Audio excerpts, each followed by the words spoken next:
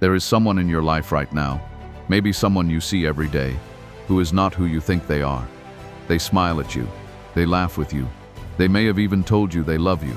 And yet underneath all of that, something is fundamentally wrong. You can feel it, not always in the big moments, more often in the quiet ones. The moment after a conversation where you're left feeling smaller without knowing exactly why. The strange fatigue that sets in after spending time with them. The nagging sense that something is off. But every time you try to name it, it slips away. You doubt yourself. You tell yourself you're overthinking it. Maybe you are just too sensitive. You are not overthinking it. And you are not too sensitive. What you are is perceptive. And today that perception is going to be given a framework, something ancient, tested across centuries, and sharper than anything modern psychology has produced. Today we are going to talk about something that makes most people deeply uncomfortable. Recognizing evil. Not the cinematic kind. Not the obvious villain, but the real kind. The kind that sits across from you at dinner. The kind that knows your deepest fears because you trusted them enough to share. The kind that uses that knowledge not to protect you but to control you. The Stoics were not naive about human nature. They were not optimistic philosophers who believed everyone was fundamentally good and just needed the right circumstances to blossom. They were realists, hardened by empire, by war, by political betrayal, by personal loss. Marcus Aurelius governed one of the most powerful empires in history and was surrounded by people who wanted to use him. Seneca navigated the court of Nero, a man who eventually ordered his death. Epictetus was born into slavery. These men were not theorizing about human darkness from a safe distance. They lived in close proximity to it, and they developed a philosophy that allowed them to protect their peace, their integrity, and their inner world without becoming bitter, without becoming cruel, and without losing their ability to engage with life fully. Welcome to Master Your Mind, the place where ancient philosophy becomes practical mental strength. Today we are uncovering 5 signs you are dealing with an evil person. And by the end of this video, you will have a Stoic framework for recognizing these patterns, protecting yourself, and reclaiming your peace no matter how long you have been inside one of these relationships. Stay with me until the end. Because the bonus section on setting boundaries using Stoic principles may be the most practically useful thing you watch today. Let's begin. Sign 1. The charm that conceals everything. Let us begin with the most disorienting sign, because it is also the first one you encounter, and the one that makes every sign that follows harder to accept. Evil people are rarely what we imagine them to be. We have been conditioned, through stories and films and cultural mythology, to expect darkness to look dark, to expect malice to announce itself. But the reality of harmful people, genuinely harmful people, is almost the complete opposite. They are often the most magnetic person in the room. Think about the people in your life who have caused you the greatest pain. Were they obviously threatening when you met them? Did they make you uncomfortable from the start? In most cases, the answer is no. In most cases, they were charming. They were engaging. They made you feel seen in a way that felt rare. They remembered small details about your life. They seemed genuinely interested in who you are. And that feeling of being truly seen and valued by someone compelling is intoxicating. It lowers your defenses in a way that nothing else can. The Stoics understood this deeply. Marcus Aurelius wrote extensively about the danger of being seduced by appearances, of mistaking the pleasant presentation of a thing for its actual nature. He understood that the world contains people who have mastered the performance of virtue without possessing any of its substance. These are people who have learned, often from a very early age, that charm is the most efficient path to getting what they want.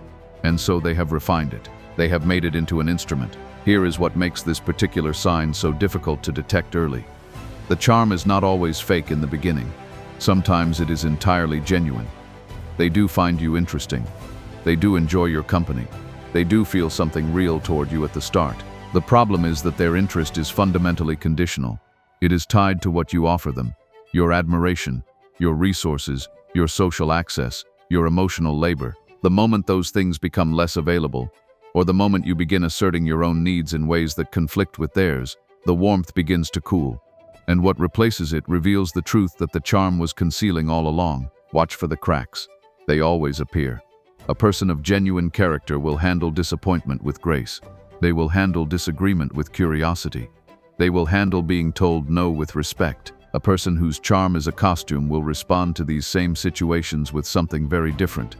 Coldness, hostility, manipulation, or a sudden withdrawal of the warmth that made you feel so valued in the first place. Epictetus taught that we should evaluate the character of those we allow into our inner circle, not by their best moments but by their patterns, and especially by how they behave when something does not go their way. There is also a particular quality to the charm of a harmful person that, once you learn to identify it, is unmistakable. It is charm that comes with a subtle undercurrent of performance. There is a slight awareness of audience. They are not simply being themselves. They are managing their impression. You may notice that they are different with different people, calibrating their personality to what each person seems to respond to. You may notice that they are especially warm toward people who have something they want, and noticeably cooler toward people who don't. You may notice that the stories they tell about themselves tend to always position them favorably. Always the hero, always the one who was wronged, always the one who saw through everyone else's foolishness. The Stoic principle of apatheia, not apathy, but a state of being undisturbed by the pull of external appearances, is your greatest ally here. When you are not intoxicated by someone's charm, you can observe them clearly.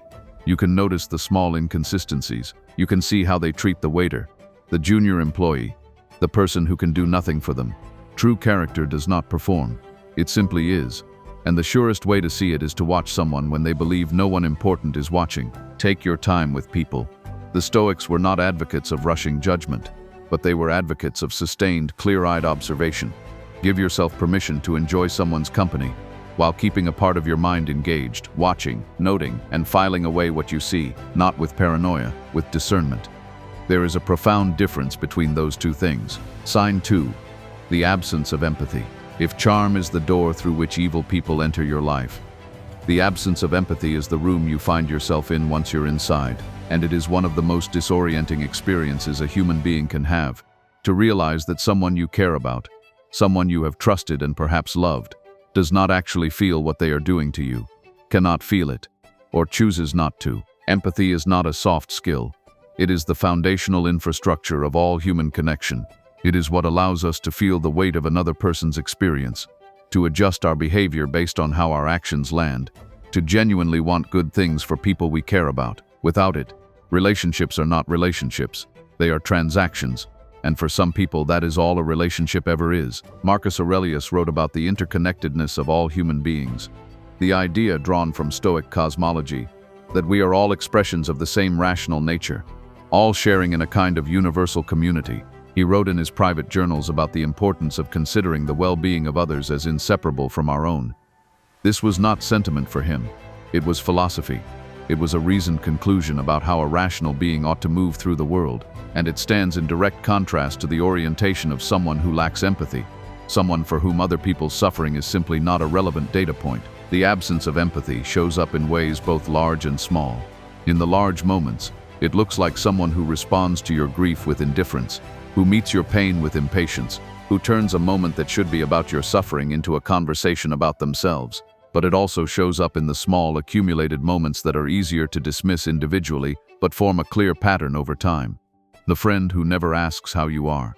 The partner who registers your discomfort and continues the behavior that caused it without a flicker of adjustment. The colleague who takes credit for your work without a moment of internal conflict. The person who watches you struggle and does nothing. One of the most revealing tests is the experience of sharing good news. A person with genuine empathy will feel something when you succeed, a real pleasure, a genuine celebration. A person without empathy will respond to your success with one of several characteristic reactions: indifference, subtle deflation, a pivot back to themselves, or even if they feel threatened, a quiet undermining. They might immediately bring up a caveat. They might follow your announcement with something that slightly diminishes it. They might steer the conversation to their own accomplishments within minutes. These reactions are not accidental. They are the natural output of a person who does not have the interior capacity to share in another person's joy. Seneca emphasized that our actions must reflect our inner virtue, that a life worth living is one in which we treat others with justice and kindness, not because it benefits us, but because it is right. A person fundamentally disconnected from empathy cannot access this framework. Their behavior is governed entirely by self-interest. And while self-interest is not inherently evil, self-interest without any counterbalancing concern for others produces behavior that is inevitably harmful to everyone around them. It is worth being clear about something important here. The absence of empathy is different from emotional unavailability, from introversion, from having difficulty expressing emotion, or from going through a difficult period in which one's capacity for connection is temporarily diminished. Most people experience periods in their lives where they are less present, less available, less generous with their emotional energy. That is not what we are talking about. We are talking about a consistent, pervasive, long-term pattern, a fundamental orientation toward other people's feelings as irrelevant, a pattern that does not shift when they are well-rested, or when things are going well, or when the relationship is new, a pattern that is simply who they are. If you are dealing with someone like this, the Stoics would counsel you to recognize it clearly, without softening it with excuses, without projecting onto them a capacity for feeling that is simply not there. Not because you need to hate them, not because you need to make them a villain in your story, but because seeing them clearly is the necessary prerequisite for protecting yourself. Sign 3. Manipulation as a way of life. Every human being influences other people. We persuade, we negotiate, we appeal to emotion, we frame things in ways that serve our interests. This is part of the normal fabric of social life, and the Stoics understood this well. They were not idealists who believed all influence was improper. What they were deeply concerned with was the distinction between honest influence, which operates transparently, respects the other person's autonomy, and can withstand scrutiny, and manipulation, which operates through deception, undermines the other person's capacity for clear judgment, and collapses under examination. Manipulation is not just a different degree of influence, it is a fundamentally different kind of act. And when it becomes a way of life, a default mode of operating in all relationships, it is one of the clearest signs you are dealing with someone genuinely dangerous. The most devastating form of manipulation, and the one that causes the deepest psychological harm, is gaslighting. The term comes from a mid-20th century play in which a husband systematically manipulates his wife into doubting her own sanity. But the phenomenon it describes is ancient. It is the deliberate, sustained effort to cause another person to distrust their own perception of reality, and it is one of the most effective tools of control ever devised, because it does not require force. It operates entirely through words. Here is how it works in practice. You experience something. You confront the person about it, and instead of acknowledging what happened, they calmly, confidently tell you that it didn't happen, or that it happened differently, or that your interpretation of it reveals something deeply problematic about you. You are too sensitive. You always do this. You have a terrible memory. You twist things. And because they say these things with such certainty, and because you do not want to believe that someone you trust would lie to you about something this fundamental, you begin to waver. You begin to wonder if they are right. You revisit the memory and find it blurring at the edges. And slowly, through repetition over weeks and months and sometimes years, you stop trusting your own perceptions entirely. You outsource your sense of reality to the very person who is distorting it. Epictetus placed the clarity of our judgment, our ability to see things as they actually are, among the most precious things a human being possesses. In his Enchiridion, he taught that the faculty of judgment, or prohairesis, is the only thing that is truly ours, the only domain in which we are genuinely free. A gaslighter's primary target is exactly this. They are not after your money or your time, though they may take those too. They are after your ability to trust your own mind, because a person who cannot trust their own perception is infinitely more controllable than one who can. Beyond gaslighting, manipulation takes many other forms, each of them designed to override your judgment and serve someone else's agenda. Guilt tripping is among the most common. This is the use of your own conscience against you. A manipulative person will make you feel responsible for their emotional state, their circumstances, their happiness, their suffering. If you try to create distance, they will suffer visibly. If you try to establish a limit, they will frame it as abandonment. If you try to prioritize your own needs, they will reframe that as selfishness. Over time, your own sense of what is reasonable becomes distorted. You find yourself doing things you do not want to do, tolerating things you should not tolerate, because the alternative, their pain, their disappointment, their anger, feels too heavy to bear. Flattery as manipulation is subtler but equally effective. Most of us have a place inside that responds to genuine appreciation. A manipulator finds that place quickly and learns to use it with precision. They compliment you at exactly the moments when you need it most. They make you feel exceptional, but always in service of something they want from you. Over time, you may notice that the praise is transactional. It appears when they need a favor and retreats when you are not being useful. The warmth is not a reflection of their regard for you. It is a lever, pulled when needed and released when not. Isolation is the manipulation tactic with the most serious long-term consequences. When a manipulative person begins to cut you off from your support network, your friends, your family, the people who knew you before them, they are not acting from jealousy, though they may frame it that way. They are engaging in a deliberate strategic process. Every person in your life who knows you well is a potential source of perspective, someone who might notice the changes in you, name what they see, and give you a foothold back to yourself. By systematically undermining those relationships, they don't really care about you. They're a bad influence. They don't understand what we have. A manipulative person removes every external reference point that might challenge their version of reality. And when you are left with only them, their version of reality becomes yours by default. The Stoics valued community and human connection, not as a luxury, but as a foundational component of a well-lived life. Seneca wrote that a person cannot truly know themselves in isolation, that our relationships with others are part of how we understand who we are. Isolation is, from a Stoic perspective, not just painful. It is a threat to the very faculties of reason and self-knowledge that make a good life possible. When you begin to suspect manipulation, the Stoic prescription is to step back from the emotional immediacy of the situation and look at the pattern with the coldness of a scientist. Not what they say, what they do, not their explanations, their behavior over time. Ask yourself, do I feel clearer or more confused after spending time with this person? Do I feel more capable of trusting my own judgment, or less? Do I feel more connected to the people in my life, or more isolated?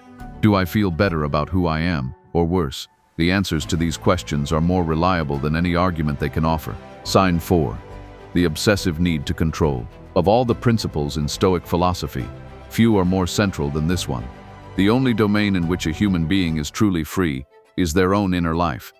Their judgments, their desires, their responses to the world, everything external, the opinions of others, the events of life, the behavior of the people around us is in the ultimate sense outside our control.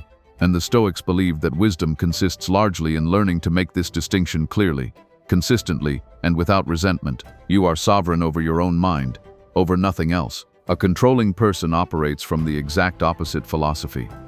They believe at some deep level, whether they could articulate it or not, that they have a right to govern not just their own life, but yours. Your time, your relationships, your decisions, your emotions, your self-perception. And they pursue this governance with an intensity that can be difficult to recognize at first, because it often presents itself in the costume of care. In the early stages of a relationship with a controlling person, the control rarely announces itself clearly. It begins as preference. They have opinions about where you go and what you do. They have feelings about who you spend time with. They notice what you wear, what you eat, how you communicate. None of these things are inherently alarming. Caring people have opinions and feelings too. The difference emerges over time, as you begin to notice that these preferences are not negotiable, that when your choices diverge from theirs, there is always a cost. Coldness, guilt, anger, a subtle but unmistakable punishment for having exercised your own judgment. In intimate relationships, controlling behavior can escalate to a point that genuinely terrifies. A partner who needs to know your whereabouts at all times, who reads your messages without permission and calls it concern, who dictates your friendships, approving some, finding reasons to eliminate others, who becomes hostile when you spend time with family, who frames their surveillance as love. I just worry about you. I need to know you're safe. I can't help it. I care too much. And because love does involve a degree of vulnerability and concern for the other person, this framing is effective. It is difficult to distinguish from the inside between someone who loves you with an intensity that occasionally tips into anxiety and someone who is systematically dismantling your autonomy. Epictetus was unequivocal about this. He wrote that we must protect our inner freedom above all else, that no external circumstance and no other person has the right to colonize the space of our own judgment and will. A controlling person is not simply difficult or demanding. They are, in a very real sense, attempting something that the Stoics would have considered a fundamental violation of another person's humanity. They are trying to own someone else's will. Financial control is one of the most practically devastating expressions of this. A partner or family member who manages all money and requires you to ask for funds, who monitors your spending, who keeps you economically dependent, is not expressing care or responsibility. They are creating a material structure that makes it extraordinarily difficult for you to exercise freedom in the most basic sense. The freedom to leave, to choose, to disagree. The Stoics believed in self-sufficiency not as an abstract ideal but as a practical foundation for the kind of inner freedom that makes a virtuous life possible. Economic dependence is not just a financial vulnerability. It is a vulnerability in your capacity to act according to your own values. Isolation, as discussed in the previous section on manipulation, serves the controlling person's agenda directly. But it is worth examining it here again through the specific lens of control, because the mechanism is slightly different. A manipulator may isolate you to make you more dependent on their version of reality. A controlling person isolates you to make you more dependent on them, full stop. Every relationship you have outside of them is a potential exit route, a potential source of perspective, a potential challenge to their authority over your life. By eliminating those relationships, they are not just making you lonely. They are removing the infrastructure of your freedom. And then there are the threats. The controlling person who says, "If you leave me, I will harm myself," or "I will make sure everyone knows what you did," or "You will never see your children again." These statements are designed to produce exactly one thing: terror. And terror, as the Stoics understood, is the enemy of clear thought and free action. Seneca wrote about the importance of confronting fear directly, of examining it, naming it, and refusing to be governed by it. This is not a simple thing to do when the threat is credible and the stakes are real. But the Stoic framework insists that surrendering your will to fear produces a worse outcome over time than the feared consequence itself. If you recognize yourself in any of this, if you are currently inside a relationship where your autonomy is being systematically eroded, I want to say this clearly: what is happening to you is not normal. It is not love, and it is not your fault. And you do not have to accept it. We will talk in detail about how to reclaim your freedom in the bonus section at the end of this video. Sign 5. Pathological and relentless. Lying. Everyone lies. This is a fact of human psychology that the Stoics acknowledged without embarrassment. We lie to avoid conflict. We lie to protect people we love. We lie to protect ourselves from consequences we fear. We lie to manage others' impressions of us. These lies range from trivial to significant. And the Stoics would argue that all of them, to varying degrees, represent a failure to live in alignment with reason and nature. But they are also, to varying degrees, understandable expressions of very human vulnerabilities. Pathological lying is something entirely different. Not in its frequency alone, though the frequency is staggering, but in its fundamental nature. A pathological liar does not lie because they are afraid of a specific consequence. They lie as a mode of being. It is the default setting of their relationship with reality. They lie reflexively, compulsively, and often unnecessarily, about things that don't matter, about things that could easily be verified, about things for which the truth would serve them just as well or better. And this is one of the most confusing aspects of encountering one. Why lie about something so inconsequential? The answer, which is deeply unsettling once you understand it, is that for a pathological liar, the lie is not a means to an end. The lie is the point. It is a way of maintaining control over the narrative of their life and over your perception of them at all times. Marcus Aurelius placed truth at the absolute center of his philosophy. He wrote, in the Meditations, that a person who lies is in the deepest sense cutting themselves off from reality, placing themselves outside the natural order of rational beings who govern their actions by reason and truth. He returned to this theme repeatedly throughout his private journals, not as a rhetorical point but as a personal conviction that he was constantly working to live by. For Marcus, honesty was not just a virtue among others, it was the foundation on which all other virtues rested. Without it, nothing you believed about a person could be trusted. The mechanics of pathological lying are worth understanding in detail, because knowing how it works is what allows you to recognize it clearly and stop being destabilized by it. A pathological liar typically operates in layers. The first layer is the fabrication itself, the lie, told with extraordinary confidence, and often with vivid specific detail. The second layer is the mixture of truth and falsehood that makes the lie convincing. They will not tell you something entirely false, if a mostly true story with one critical false element will do the job more effectively. The third layer is the emotional performance that accompanies the lie, the appearance of sincerity, of vulnerability, of hurt if you question them. And the fourth layer, which appears when the lie begins to unravel, is the attack. Suddenly, your skepticism is the problem. Your questions are a violation of trust. Your refusal to accept their version of events is evidence of your own dysfunction. In the workplace, a pathological liar is a particular kind of catastrophe. They take credit for others' contributions and deflect responsibility onto colleagues, They represent their qualifications inaccurately to gain positions they should not hold. They create competing narratives about shared events, leaving teams unable to agree on basic facts. They spread rumors as a strategic tool. And because they do all of this with the same ease and confidence that honest people bring to honest communication, they can be extraordinarily difficult to expose until the pattern accumulates beyond a certain threshold of visibility. In intimate relationships, pathological lying is a kind of ongoing psychological warfare. When you cannot trust what someone tells you about where they were, what they said, what they did, how they feel, what they want, you are not in a relationship. You are in a fog. And because the relationship began before the fog descended, because there is history and connection and shared experience, you keep trying to find the clear air again. You keep telling yourself that this time they are telling the truth, and each time you discover another lie, the disorientation deepens, and your own trust in your perceptions weakens. Seneca wrote that the only true peace of mind is available to those who live in alignment with truth, who act honestly, speak honestly, and do not allow the fear of external judgment to push them into deception. A person who has built their entire life on a foundation of lies is, in a very real sense, at war with reality. And that war spills out in every direction. It contaminates every relationship they touch. It destabilizes everyone who depends on them for honest information. And it makes genuine intimacy, the real knowing of another person, completely impossible.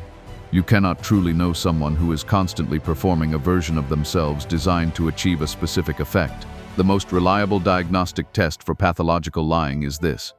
Watch what happens when you catch them. A person who lied by mistake or out of fear or from a moment of weakness will typically experience shame. They will want to explain. They will want to repair. They will be willing to sit in the discomfort of having been caught and acknowledge what they did. A pathological liar will do none of these things. They will attack. They will find a way to make you the one at fault for catching them. They will construct a more elaborate story that incorporates the evidence you presented and somehow emerges with them vindicated. And if none of that works, they will simply go cold, withdraw the warmth and attention you have come to depend on until you back down and return to their version of events. Trust the pattern.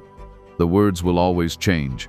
The pattern will not. Bonus: the Stoic framework for protecting yourself. We have spent this video learning to see clearly. And seeing clearly, as the Stoics would remind us, is never just an intellectual exercise. It is the prerequisite for right action. You cannot protect yourself from something you cannot name. You cannot set a boundary around a behavior you have not identified. And you cannot make a free choice about a relationship while you are still inside the fog that the person has created around you. So the first act of self-protection, and this is a profoundly Stoic idea, is simply this: see what is actually there. Once you can see it, what do you do? The Stoics did not teach retreat as a first response to difficulty. They taught engagement, clear-eyed, disciplined, values-driven engagement. And in the context of harmful people, that engagement begins with the setting of boundaries, not as a defensive gesture, not as a punishment, but as the natural expression of your own self-respect and your commitment to your own well-being. A boundary, at its most fundamental, is a statement of reality. It says, this is who I am. This is how I will be treated, and this is what I will do if that condition is not met. It is not a request. It is not a negotiation. It is a declaration, quiet but absolute, of the terms under which you are willing to engage. And the Stoics, who believed that the only legitimate domain of our power is our own inner life, would recognize boundary setting as one of the purest expressions of that power. We cannot control what others do. We can always control what we accept and what we do in response. Clarity is the first requirement of an effective boundary. Vague limits invite testing. If you tell someone, I need you to be more respectful, you have given them a moving target. They can always argue that they were being respectful by their own definition. But if you say, this specific behavior is not acceptable to me, and if it continues, I will do this specific thing, you have created a clear structure that removes ambiguity and makes follow-through straightforward. This kind of clarity is uncomfortable to establish. It requires you to know what you actually need, to say it directly, and to live with the possibility that the other person will not like it. But discomfort at the moment of clarity is infinitely preferable to the chronic suffering of living without it. Consistency is the second requirement, and the one that most people fail on. A boundary stated once, and then abandoned when pressure mounts, is not a boundary. It is a test, and the other person now knows how to pass it. Apply sufficient pressure, and the boundary disappears. This is not a character flaw on your part. It is a natural response to the social training most of us received, which taught us to prioritize harmony over honesty, to smooth things over rather than hold firm. But Epictetus was relentless on this point. Discipline is not a natural talent. It is a practice. It is a choice made again and again, especially when it is difficult, especially when it is uncomfortable, especially when the other person is pushing back. Every time you hold your line when the pressure comes, you reinforce something important, not just to them but to yourself. Follow-through is the third requirement, and the one that gives a boundary its actual weight. If you say, "I will leave this conversation if you speak to me that way again," and then they speak to you that way and you stay, you have communicated something important. You have communicated that your stated consequences are negotiable. And a person who is charming, manipulative, controlling, or dishonest is exquisitely sensitive to that information. They will file it away and use it. The follow-through does not need to be dramatic. It does not need to be angry. It can be entirely calm. But it must happen. Because a boundary without consequence is simply a wish. Marcus Aurelius wrote, in his private journals, about the experience of encountering people who were hostile, cruel, or unreasonable, and his practice for maintaining his own equilibrium in those encounters. He did not advise avoidance as a first response. He advised clear-sightedness, compassion for the fact that harmful people are themselves suffering, and a steady commitment to his own values regardless of what the other person did. But he was also unequivocal that certain people, those who consistently undermined his capacity to live according to his principles, needed to be kept at a distance, not out of hatred, out of wisdom. Seneca wrote one of the most important things ever said on this subject. "Tell me who you walk with and I will tell you who you are." The people we allow into sustained proximity with us are not neutral in their effects. They shape our thinking, our emotional patterns, our sense of what is normal and what is possible. A person who is consistently dishonest with you gradually erodes your own relationship with truth. A person who is consistently controlling gradually erodes your sense of your own autonomy. A person who lacks empathy gradually erodes your expectation of being treated with care. This erosion is not metaphorical. It is neurological. It is real. And the Stoics understood it, even without the vocabulary of modern psychology. Choosing to distance yourself from someone who exhibits these signs is not weakness. It is not cruelty. It is not giving up. It is the application of one of the most fundamental Stoic insights. You cannot control what others do, but you are entirely responsible for what you choose to remain in proximity to. Your associations are a choice. Your relationships are a choice. And every day you stay in a relationship that is damaging your capacity to live well is a day you are choosing that damage. The Stoics would not have called that loyalty. They would have called it a failure of self-governance. Finally, and perhaps most importantly, do not do this work alone. The Stoics valued community. They valued friendship, real friendship, grounded in shared values and mutual honesty. Marcus Aurelius filled his meditations with gratitude for the people in his life who had been honest with him, who had modeled virtue, who had helped him see himself more clearly. When you are emerging from a relationship with a charming, empathyless, manipulative, controlling, or deceptive person, your perception of reality may be genuinely distorted. You may not trust your own judgment. You may have been told repeatedly that your perceptions are wrong. In that state, the presence of people who know you and care about you honestly, who can reflect back to you what they see, is not just comforting, it is restorative. Seek it out. Lean on it. It is not weakness to need it. It is the most human and Stoic thing you can do. This is the work. Not just understanding these ideas intellectually, but building the perception to recognize these patterns in real time. The inner strength to hold your boundaries under pressure, and the Stoic philosophical framework to remain clear and grounded no matter what is happening around you. If you are serious about developing all of that at a depth that this single video cannot reach, if you want a complete system for building emotional sovereignty, mental discipline, and the wisdom to navigate every kind of human relationship from a position of strength, then the Master Your Mind program was created exactly for you. Inside, you will find the tools, the philosophy, and the practical framework to transform not just how you see harmful people, but how you see every aspect of your life and relationships. The link is in the description. If you are ready to stop being available for what diminishes you, it is there. And if this video gave you something real, if it named something you have been feeling but couldn't articulate, if it gave you permission to trust what you already knew, subscribe to the channel and stay on this path with us. Every single day on this channel, we explore the ancient wisdom that builds stronger, wiser, more resilient human beings. This is not passive content. This is training. I will see you in the next video.